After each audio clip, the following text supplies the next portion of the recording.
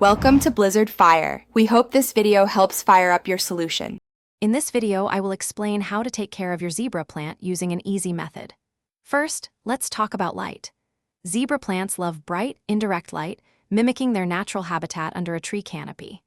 Direct sunlight can easily burn their beautiful striped leaves, so it's best to avoid it. An east or north-facing window is often perfect, offering gentle morning sun or consistent indirect brightness throughout the day. Next, let's cover watering and humidity. Zebra plants prefer consistently moist soil, but never soggy.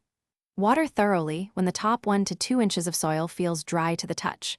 Always ensure your pot has good drainage to prevent root rot, which is a common issue. These tropical beauties also demand high humidity, ideally around 60% to 70%. Consider a humidifier or pebble tray to keep them happy. Now, let's discuss soil and feeding. Your zebra plant will thrive in a well-draining potting mix that's rich in organic matter, similar to an African violet mix.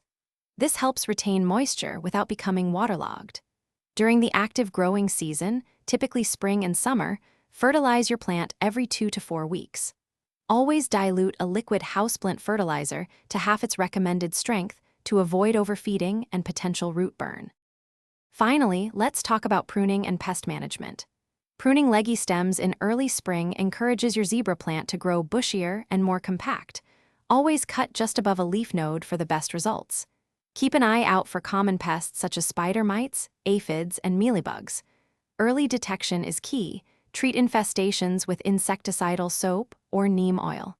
For more great tips and deals, including those fantastic leak-proof containers for easy meal prep, check out the links in the description below.